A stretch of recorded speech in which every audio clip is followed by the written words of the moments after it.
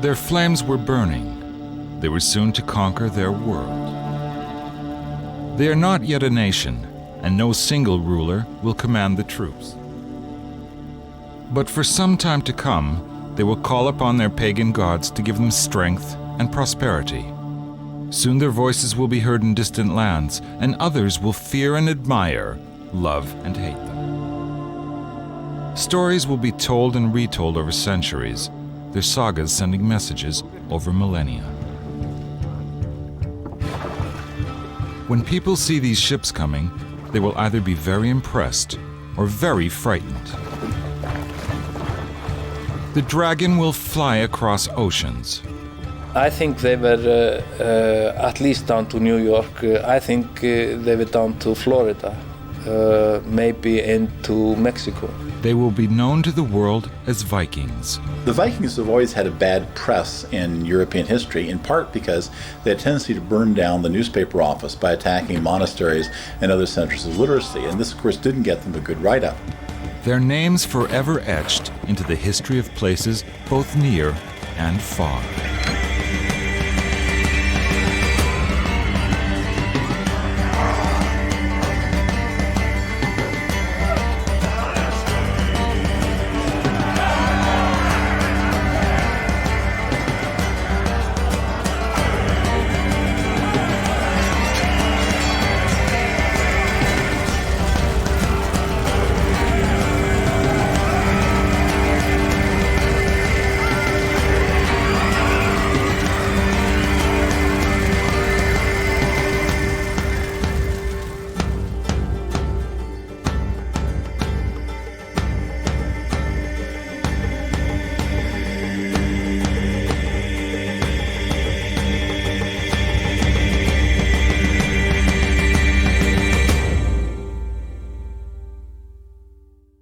Death and destruction.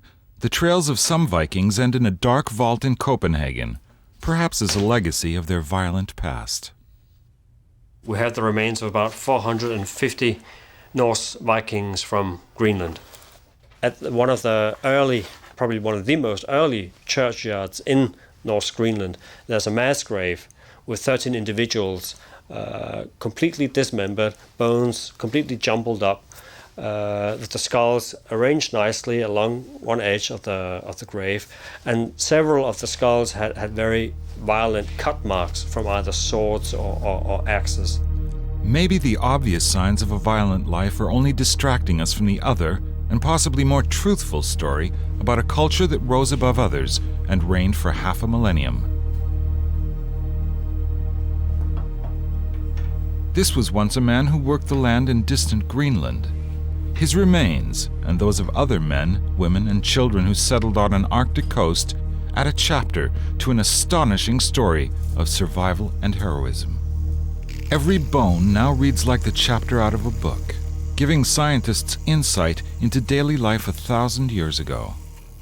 When we look at the skeletons, we can certainly see that nutrition, at least at the beginning of the settlement period, was okay. We don't see any overt signs of malnutrition. It looks like the Vikings had a good life. But we also know that the growing population forced them abroad in search of new land, turning them from peaceful farmers to the rulers of the sea. The Vikings' sailor skills were outstanding, and they dominated the oceans for nearly half a millennium.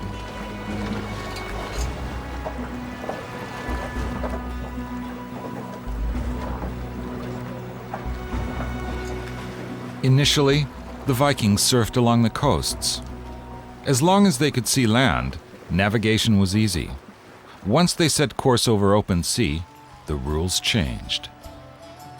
The Kronborg Castle in Denmark is most well known for being the home of Hamlet in Shakespeare's drama. What is less known is that the historical background to Hamlet is a well-known Viking time hero who lived in Denmark way before the castle was built. On the castle's premises, a modern-day Viking is trying to understand the naval skills of his ancestors. Søren Tirslund, a retired Danish sea captain, has many things in common with his ancestral Viking captains, and he is certain they knew how to navigate the oceans. A small wooden piece found during an excavation in Greenland could hold the key to the truth about Viking navigation. Søren Tirslund believes the piece originally looked like this, and that the sun at different times of the year would cast a shadow along the lines carved in the wood. The curved line fits the sun's movement during a day in the summer in Scandinavia. The curve is relevant to the 60 degrees north latitude. We have been experimenting with it. We have run it on the computer, and they fit quite well with 60 or 61 north, which is the line you sailed from Scandinavia to Greenland. There are those who do not believe Søren Tirslund can substantiate his claim about a Viking sun compass. Prepared to put his theory to the test, he asks for an analysis to be made by the Forensic Technical Department of the Danish police. Carl Hoberg took a close look at the wooden piece from Greenland. He was most interested in the lines carved in the wood. Were they accidental, or were they done for a purpose? He could see that the tip of a knife had carved at least twice in the same line. His conclusion is clear and simple.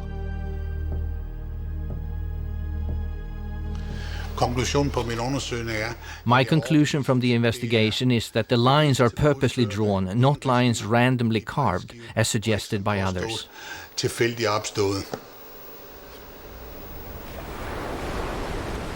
The Viking captain would hold the sun compass horizontally, and as long as the shadow fell along the line, he knew that he was on a correct east-westerly course, and could then deduct the other directions as well.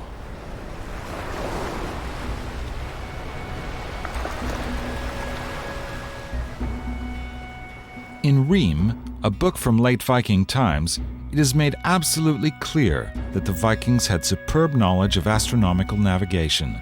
For example, they knew and used the knowledge of a spherical world. They knew about the moon and tidal currents, and they could calculate the time for ebb and flow for any place on Earth.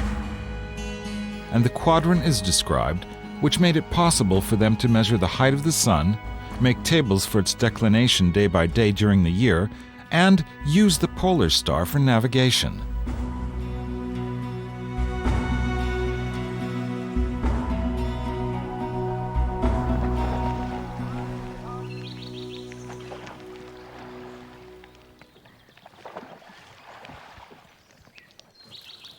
The stroke of the oars was their clock, and measuring the distance they rowed in a few strokes, as observed by passing a floating object, allowed them to calculate distance over time.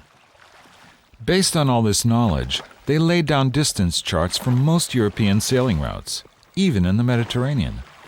Comparing their numbers to modern satellite navigation, we can conclude that the Vikings' estimates of distance were off by less than 2 to 4%, even on long distances, like across the Atlantic.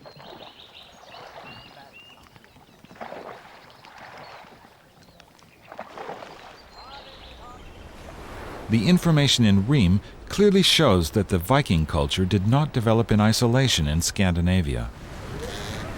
During hundreds of years prior to this time, knowledge had survived and spread from people like the Greek geographer Ptolemaeus, active in the 2nd century AD, or reached the Vikings from the distant court of the Caliph of Baghdad. But the experienced mariner would also use other signs for navigation. He knew that whales would appear when approaching Iceland, and that seabirds in the air indicated he was fairly close to land. Following the flying birds would bring him ashore. In the early 8th century, Irish monks seeking voluntary exile for service to God drifted ashore on the remote island of Iceland. Stories telling of their arrival must have reached the Vikings in Norway and prompted the first wave of emigration to the new land. The landscape they met in Iceland was like nothing they had seen back home in Scandinavia.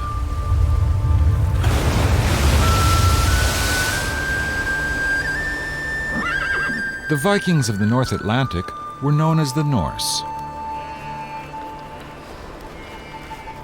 Middle-ranking chieftains who were outmaneuvered by others as the kingdoms of Scandinavia slowly formed saw their chance to rule by finding a new land.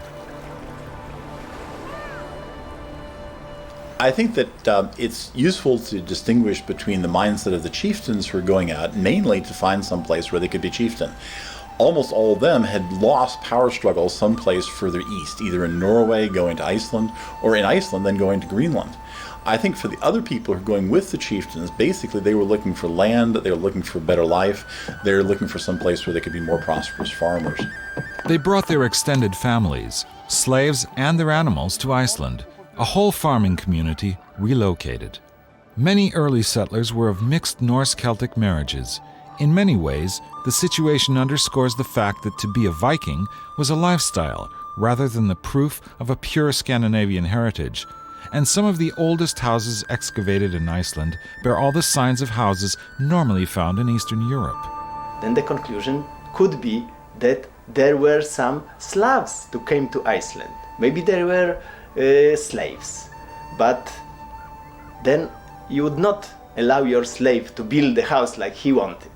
So probably they were free settlers. And then we find these houses as the first houses in the places that were occupied by the early settlers.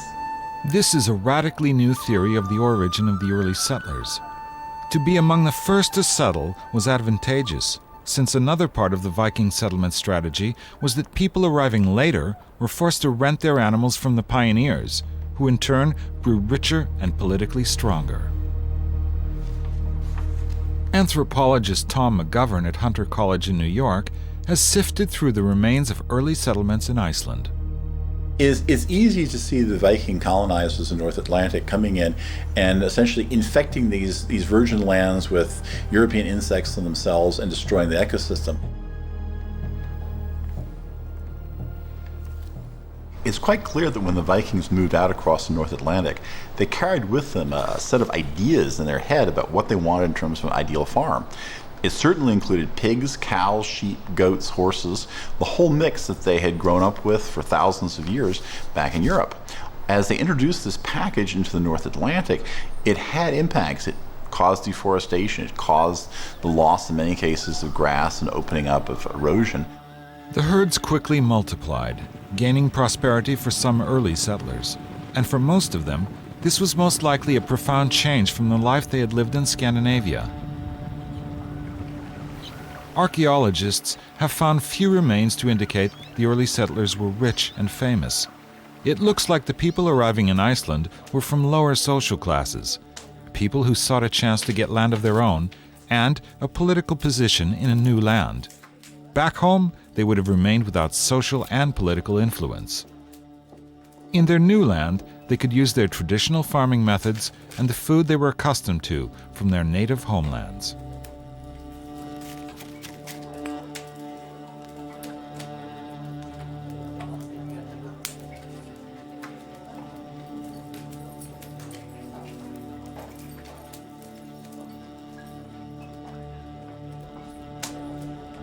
But their activities would forever change the Icelandic landscape. Not even the Viking times were spared the human greed causing ecological devastation. So, as archaeologist Orri Vestensson walks, himself a modern-day descendant of the Vikings, he sees a landscape much different from the one seen by the early settlers. So when the Norse came here in the late 9th century, most of the country, at least the lowland parts, would have been covered with woodlands like these. The difference would have been that the woodlands were much more dense and the trees thicker and higher.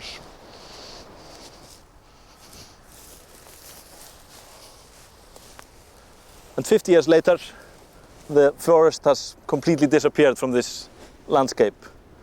We don't know exactly how they did it, but we assume they cut it down in parts, but we also know that in places they just burnt the forest away. And we sometimes find burning horizons in the soils associated with early settlement. And that certainly suggests that they were just trying to get rid of the forest. It was in their way, they just wanted open pasture lands, and this is what we got. But the Vikings that arrived in Iceland also brought Christianity to the island. And by exercising their rights, the church grew powerful and rich. This place has been occupied by churches for more than 1,000 years. However, Orri Vestensson is surprised that they have generally found so few signs of wealth in Iceland, far less than what has been found in Scandinavia.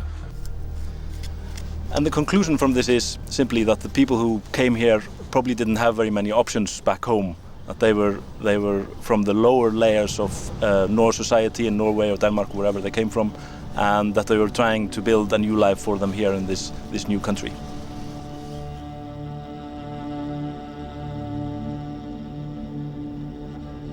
It was still a tough life in Iceland, on the threshold between the old pagan religions and the promises made by Christianity.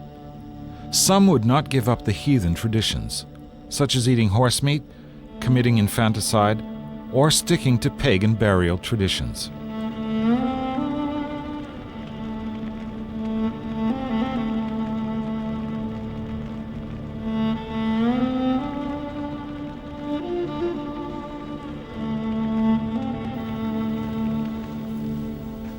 The Icelandic sagas are written accounts which give us good insight into the daily lives of people during Viking times. The original text can easily be read, even today.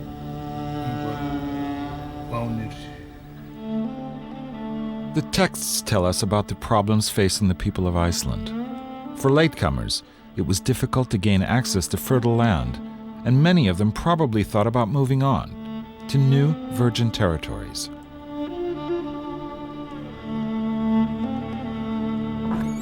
The remote colony had a choice, but had no timber available for houses and ocean-going vessels.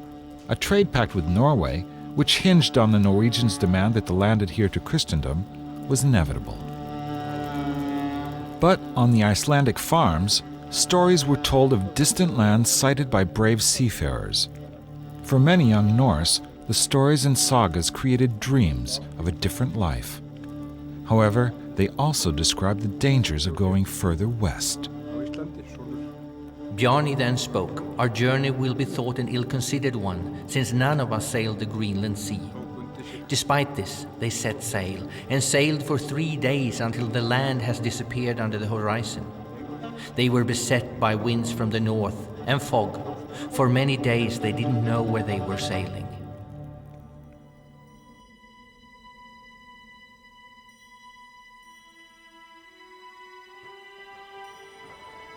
Eric the Red, a low-ranking chieftain, fled west after slaying a man in Iceland.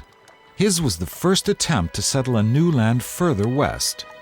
After rough times in the pack ice, they were rewarded by a beautiful sight. In the years to come, Eric the Red, now the highest-ranking ruler of a new land, sold his concept of a green land to followers, creating an exodus out of an Iceland torn asunder by religious and political conflict.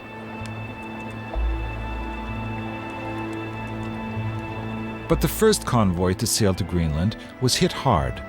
Of the 25 ships leaving Iceland, only 14 made it to Eric the Red's settlement. It was a green land, but the glaciers were never far away. Only a narrow stretch of land along the coast was free of ice, but wide enough to create the new land Eric had promised his followers.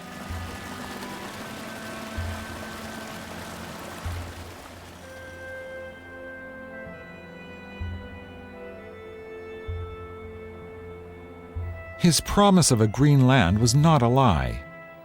1,000 years ago, the climate was much warmer than it is today, and in sheltered fjords, the forests grew tall.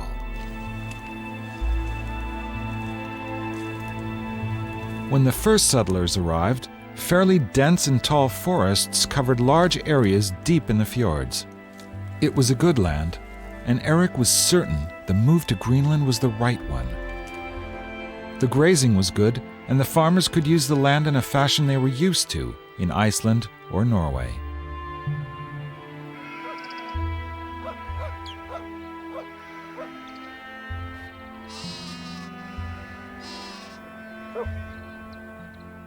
Soon, some 3,000 people occupied hundreds of new farmsteads along the southwest coast of Greenland.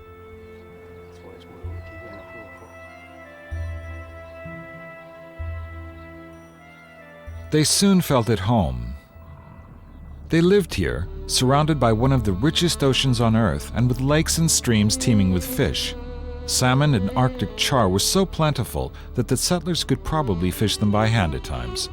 But it looks like the farmers had no intention of becoming fishermen. I think one of the most surprising things about looking at bones in Iceland and Greenland is the lack of fish in Greenland. When I started out as a graduate student, I was sure the old guys had missed the fish. People working after me are sure that I missed the fish too. And we've all gone out, we've all sieved, we've all looked really carefully, and none of us have found them. It's a strange thing. Why aren't they eating more fish in Greenland? None of us knows the answer. No, the Vikings continued agricultural practices that they were used to. They were not yet ready for a change in lifestyle. This decision was possibly the first step to their own demise. Christianity quickly spread through Scandinavia from the early 9th century. Not that the Vikings gave up their age-old pagan traditions, but they accepted Christianity and built churches as long as the new system could prove to be of value to them. But in some of the churches, still standing from Viking times, the art clearly shows a mixture of the religious traditions, very much like it can be seen on the runestones.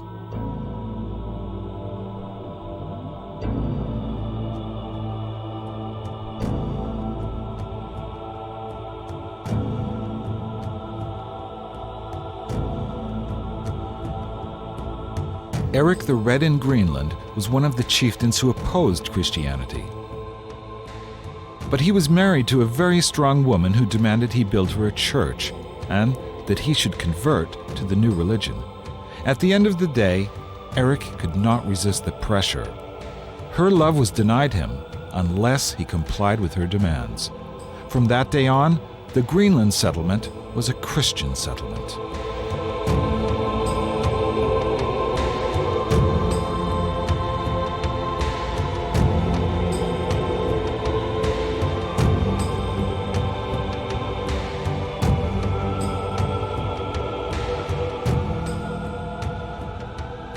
We know from written sources, especially from Icelandic sagas, that the people who came up here were Christians from a very early period, or perhaps they were even Christians when they arrived up here.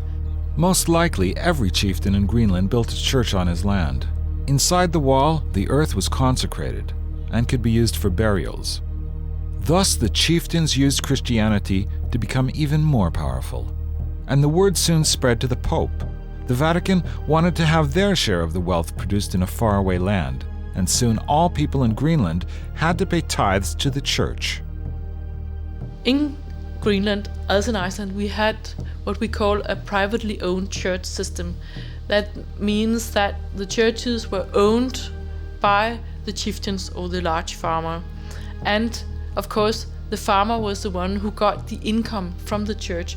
So if others wanted to use this church for burials, for instance, they had to pay for the use of the church.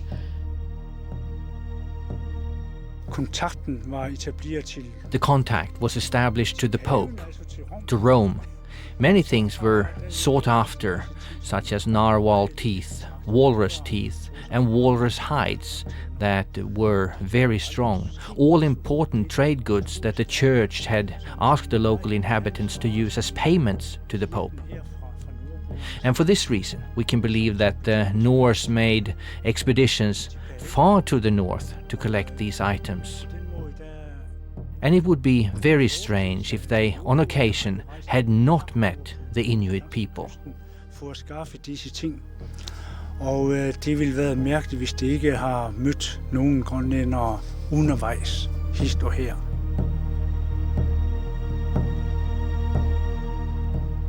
It took a lot of courage to sail the Viking ships into the icy waters of the Arctic. But the wealth to be found was worth the risk. Seals such as the walrus were not yet very used to people and became easy prey to Norse sailors who developed the skill to hunt in the pack ice. But the Norse were not alone among the ice floes.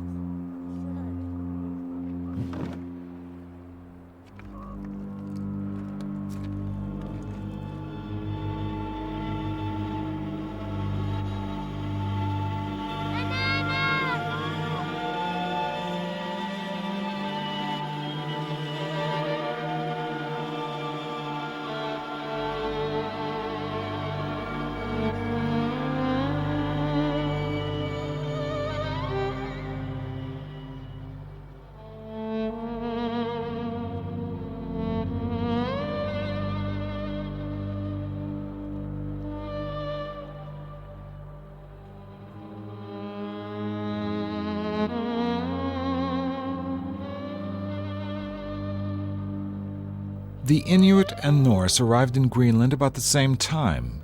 The Inuit arrived from the north, crossing over from Arctic Canada.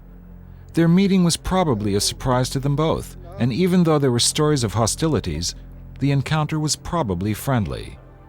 Unlike the Norse, the Inuit already knew which Arctic resources were there: rope made out of sealskin, ivory from walrus tusks, and fur from seals and polar bear.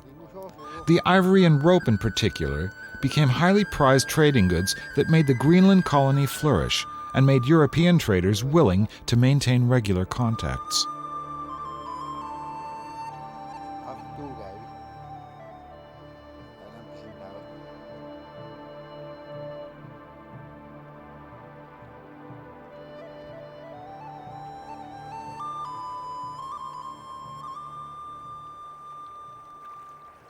If and when the ships reached the southernmost tip of Greenland, they could find shelter away from the pack ice. Today, a group of Danish archaeologists are trying to paint a picture of Herjolfsnes, the community that grew here. They do not find a lot of remains, but one unearthed discovery is especially interesting.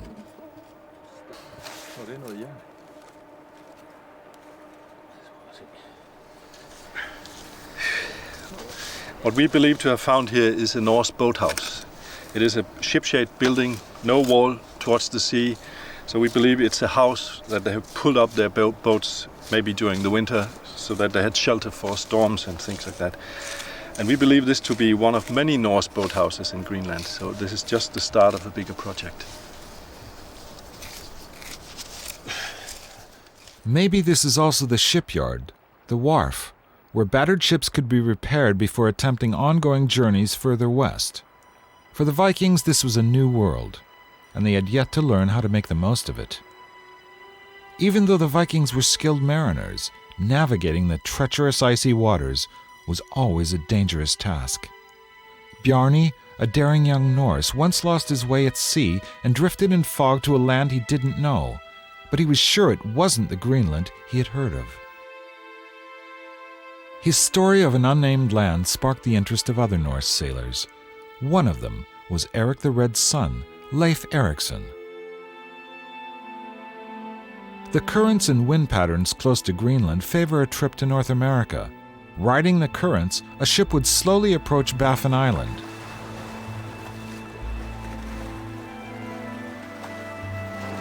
But these waters are some of the most dangerous in the world, often filled with icebergs and underwater growlers that would easily destroy a Viking ship upon contact.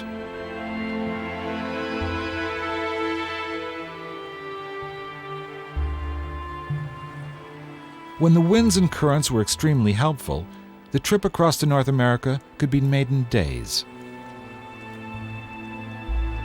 But when the weather turned foul and winds brewed to storm force, or when icebergs were creating impenetrable walls, ships could be stuck for weeks without reaching land on either side. But Leif, also called Leif the Lucky, made it across and found the new land. He called this barren land Heljuland, meaning slab land, because of its stony appearance. They sailed on. To the south they encountered forests, and the further south they went, the taller the trees. He called the place Markland, the land of trees. Encouraged by what they saw, they continued. They spent 2 days at sea with northeasterly winds before they saw land. They sailed towards it and came to an island. In the fine weather they found dew on the grass that they collected in their hands and drank, and thought they had never tasted anything as sweet.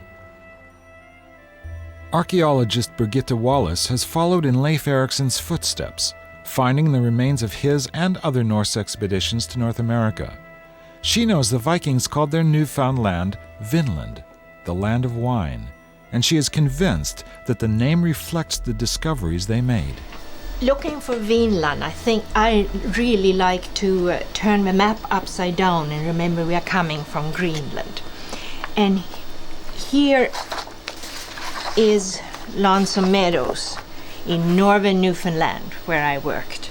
And I think Vinland is this, all the coast around the Gulf of St. Lawrence. The only remains of a Norse settlement found in North America, at present-day Lanza Meadows, is most likely Leif Erikson's original camp. The archaeologist's groundwork allows us to reconstruct the place. The houses are situated along the coast, so it would be easy to find them when sailing here.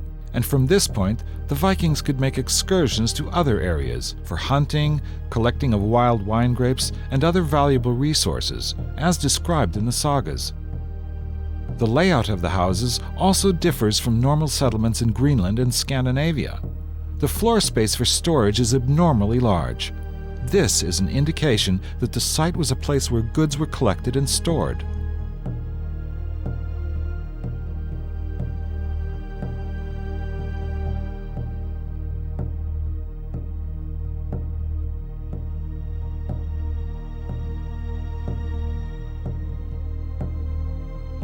It seemed to them the land was good, that the livestock would need no fodder during the winter. Leif named the land for its natural features and called it Vinland. There has been a long debate over the accuracy of the saga's accounts. The stories were written down more than 200 years after the original events took place, but enough can be verified through archaeology to allow for a number of conclusions. The men dominated, but some women were along to do what was normal female chores, such as cleaning, cooking, maintenance of clothing. We can also guess that the exploration team consisted of a strong leader, skilled craftsmen, and a number of slaves. The sagas also tell that the trips were exploratory, but that if they found the right place, they would settle and establish a colony there. From the sagas, we also know that the first and possibly only European to be born on the new continent during this period was Snorri, the son of Gudrid the Beautiful. A lot of artifacts found at the Norse site indicate that boats were repaired there. They had arrived in their large vessels, but had smaller dinghies in tow. We know that the blacksmith was busy making new rivets to replace corroded ones and to attach new planks to hulls. Close to the boat repair site, archaeologists found lumps of corroded iron. Using X-ray photography, revealed the old rivets inside.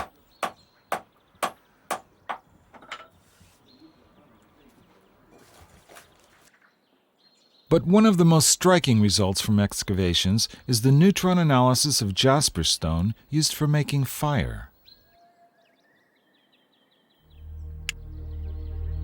Analysis shows that the stones in the largest building came from Greenland, and in other houses, the stones originated in Iceland. This fits perfectly with the sagas telling us about Leif Erikson coming from Greenland and his companions from Iceland. For the Norse, the abundant supplies, not in the least timber for ship and house building, must have made them think this place was heaven. Butternuts found at the site indicate that the explorers had been to the inner parts of the Gulf of St. Lawrence, which was the nearest place to find these nuts. And the wild grapes, which produced the much sought-after wine, came from warmer climes. From the tip of Newfoundland, the Norse must have launched journeys to other sites. It's not very likely that so ambitious people as they were would have been content to stay at a very cold place in Newfoundland or in the northern places where they had sea ice half of the year. They would have known that it would be much warmer and better further south. Icelandic writer Paul Berg-Torsen's theories have sparked a debate, especially his claim that the Norse sailed to present-day New York. None of this has been substantiated in archaeological discoveries. We know there was an important Norse settlement in northern Newfoundland. And I have a very hard time to see that they would continue all the way south to New York. Already in the Gulf of St. Lawrence, you get the most wonderful resources to a Norseman. Why would anybody bother to go further? Sailing along Newfoundland and Nova Scotia's coasts is tough work, even today. A millennium after Leif Erikson's original voyage, Gunnar Marel Egertsen decided to sail the same distance from Iceland to Greenland and to North America. Smaller replica ships joined him along the Newfoundland coast to commemorate the Vikings' original journey. But only the bigger boats could have sailed farther. And as a sailor, Gunnar is convinced he knows the mindset of Leif Erikson and his followers. Their thinking was no different than his own today. We are always trying to get further and further. That's in the nature of man. For a Viking on a Viking ship to sail to Lanzometos, Newfoundland, and stop there would be a really stupid thing to do. I think they were at least down to New York. I think they were down to Florida, maybe into Mexico. Sailing into New York Harbor, Gunnar is certain the sagas have accurately described this as one of the places the Norse traveled to. Paul Bergtorsen is of the same opinion. The harbor of New York is, I think, what they called Hope, which means sea lagoon, actually, which it is. And they told about a river flowing from the north, that's the Hudson River. And this, of course, would have been very tempting as a good harbor for them. Karlsefni and his company sailed into the lagoon and called the land Hope. There they found fields of self-sown wheat and vines growing on the hills. They dug trenches along the high water mark, and when the tide ebbed, there were holy fish in them. Paul Bergtorsen's conclusion is that the settlement of Hopp could have been situated at present-day Brooklyn, and that the fish they found was the winter flounder.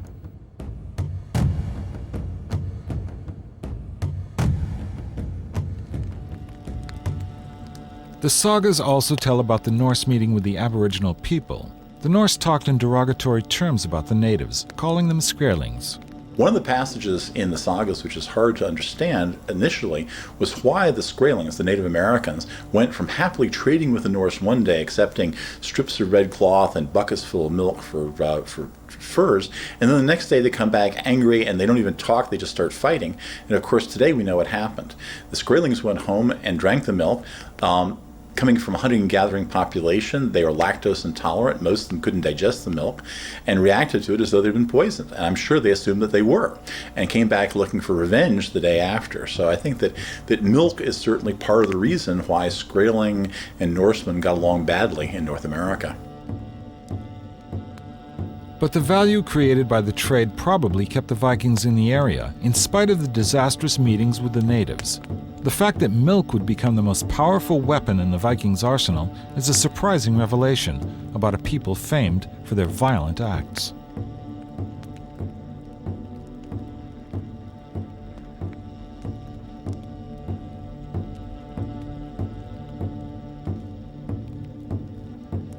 There would be no peaceful coexistence with the Native Americans. The Norse had no superior weapons and knew that they were losing the battle. It's very easy to tell from the sagas that the Norse were fearful of the Aboriginal people already in North America, and why shouldn't they be? I mean, they were outnumbered by the thousands. Karlsefni and his men had realized by now that although the land was excellent, they could never live there in safety or freedom from fear because of the native inhabitants. So they made ready to leave the place and return home. But perhaps the attempt to settle a new land was ill-fated from the beginning.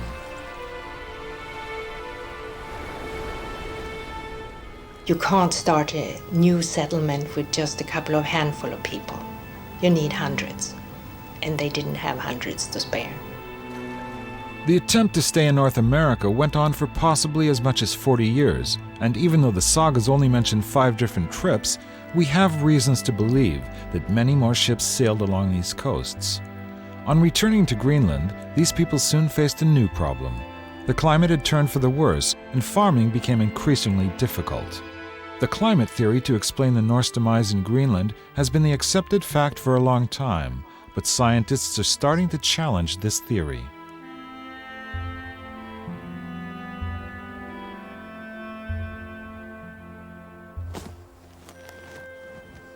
Danish scientist Nadja Mikkelsen is looking for new evidence. There are many theories why the Norse disappeared from Greenland.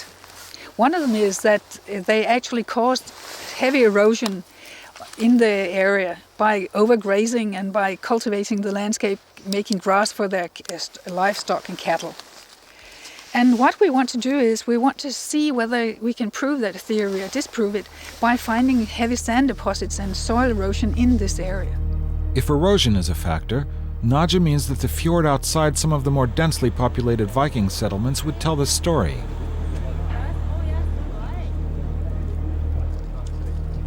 Sending equipment to the seabed to investigate the situation gave the scientists their first clues.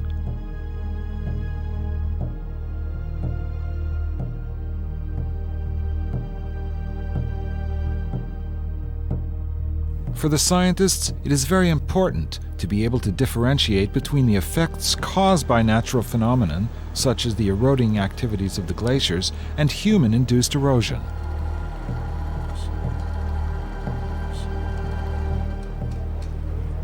In layer upon layer, the sediments in the fjord tell Nadja and her colleagues about the outflow of sediments from the surrounding farmland. The Norse were good farmers.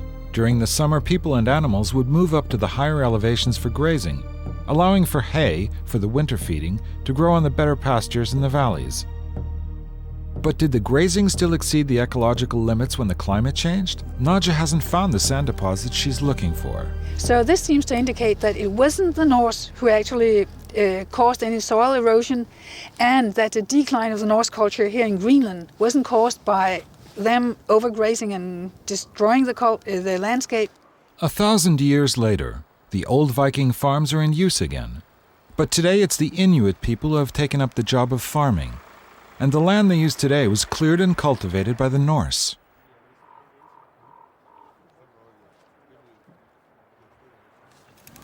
And the young people of Greenland, most of them of Inuit ancestry, are interested in finding out more about the history of their own land.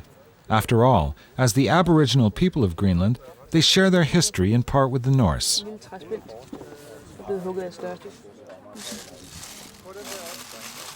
And one often debated aspect of the relationship between the Norse and Inuit is whether there was hostility between them, possibly forcing the Norse to give up this land, just as they had had to give up their settlement in North America. Searching for evidence at an Old Norse farm, the students add new information about the daily life of the Norse in Greenland. Every bone found close to the old houses has a story to tell, and it brings the Norse culture and modern-day Inuit culture closer together. Slowly, the story of the final days of the Norse in Greenland comes alive. We see evidence that the bone has been really smashed up and very finely, and it looks as though they've gone to the trouble of making this bone soup, of extracting the last bit of good from the bones. We have in several sites in the western settlement area dog bones cut, sometimes gnawed, on the uppermost floor layers of the houses. Norse people in Iceland, Greenland, and elsewhere didn't normally eat their dogs, but it looks as though in the final days in these settlements that may very well have happened. So we do have evidence for something really bad happening in the western settlement at the end.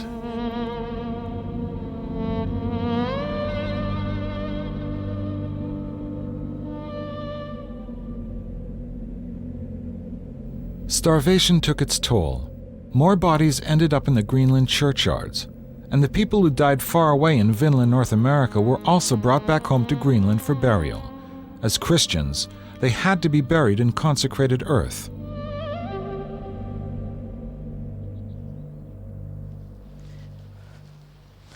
I'm now walking on one of those sites which we think could be a church. On my left hand you have the fence around the churchyard, and on my right the ruin.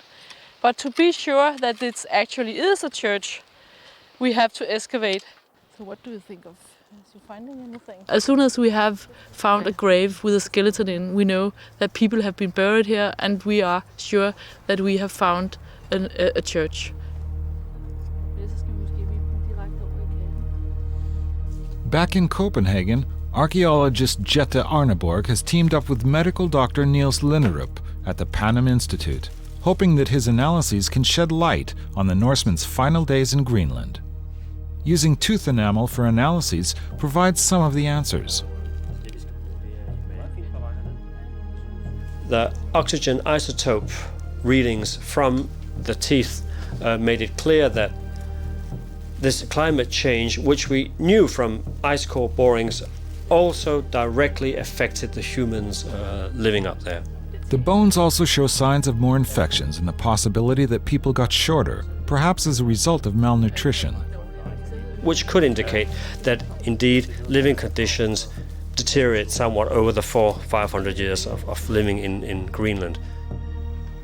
Niels Linderup's bone analyses have shaped a picture of a people that had to change their diet.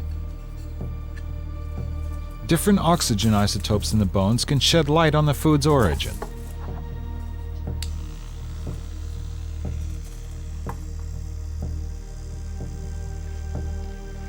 What we're seeing is a change probably from a very land-based economy. They had cattle, goats, sheep, animal husbandry, farmers, if you will, changing gradually to a diet which contains more and more marine food, fish, seal, and so on. It is really strange that the Norse didn't make use of the marine resources that were so plentiful around them much earlier during their colonization.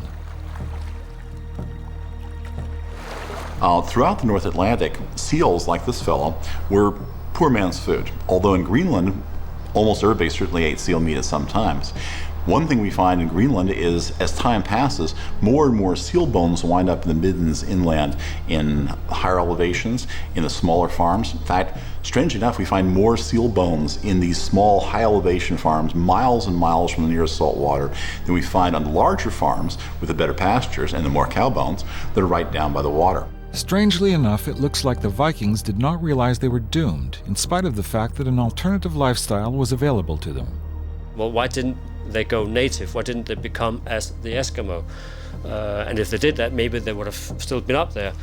But that was never contemplated. They had their culture, and inside certain boundaries, they were willing to change. They were willing to change their diet to a certain extent. But beyond that, I would say that probably life just wasn't worth living up there for the Norse. But no doubt the climate became colder and the fjords were blocked by more ice. The residents couldn't bring timber in from Labrador or Norway, and maintaining their ships was very difficult. What did happen was the Icelanders and the Greenlanders become increasingly isolated, increasingly dependent upon other people's ships to come to them. And it's sort of a terrible irony. These two initially great seafaring peoples wind up being effectively landlocked by their lack of seagoing ships. As the Scandinavian kingdoms formed in the 11th and 12th centuries, the Viking Age came to an end in Europe. But the Norse in Greenland continued to flourish for another 200 years, as they had done for almost half a millennium. And then suddenly, they were gone. Only ruins remained in Greenland, not a single Norseman. I don't think we need a catastrophe to explain why the Norse disappeared. With lower population numbers, a slow and orderly emigration over 100 to 200 years could explain why the Norse settlements were abandoned. The Vikings and the Norse remained Europeans to the bitter end, not opting to live like the Inuit people and survive in an Arctic land. For many of them, the final Viking voyage was back to Iceland, Scandinavia, or other European sites where they would be comfortable and feel at home.